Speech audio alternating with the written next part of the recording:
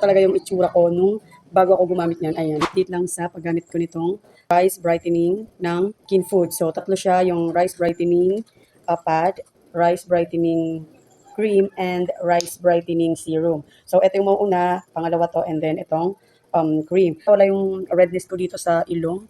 Ayan, then ayan, ito is tuyo na. Yung tuyo na to, ito yung pimples ko na sobrang laki. And gagamit ulit ako nito ngayon. Papakita ko sa inyo kung paano ko siya ginagamit. And ganito yung ginagawa ko. 10 to 20 minutes. Minsan pagka nagmamadali ako, 10 minutes lang. Pwede naman. Maganda to kasi hindi siya mahapdi sa mukha, tapos hindi rin siya makate kahit sobrang tagal mo siyang ibabad. Pero syempre, 10 to 20 minutes lang kasi nga baka matuyo na yung ating pad. Ayan. Ayan. Then, bababad nyo lang po siya. Ganito yung ginagawa ko. Kaya nawala siguro yung redness ko kasi ito. Sinasobrahan ko siya dito. Ayan. Then, so, ibababad lang natin siya 10 to 20 minutes. Then, ayun na nga, naka 20 minutes na siyang nakababad. And ayan. Don't worry guys kasi basa pa yan. Grabe no. Ito, active pimples yan. Tapos sobrang pula. Pero tingnan nyo naman. Diba? Parang, oh my gosh. Pag tinatanggal ko siya, ganito yung ginagawa ko. Then, ayan o, basang-basa pa.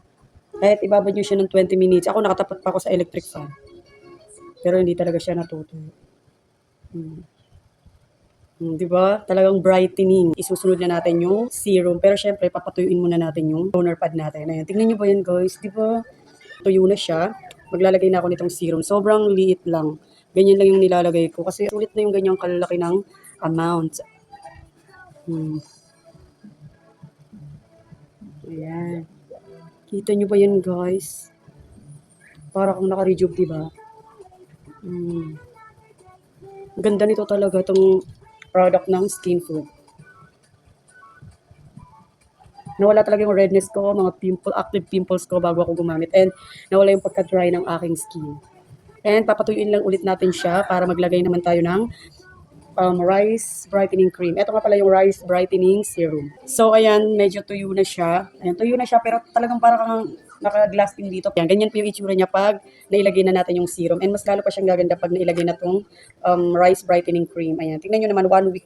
1 week ko na siyang ginagamit and ang laki pa rin ng laman niya. Malalaki yung laman niya, guys. Ayan, ganyang amount lang okay na talaga. Wow, di ba?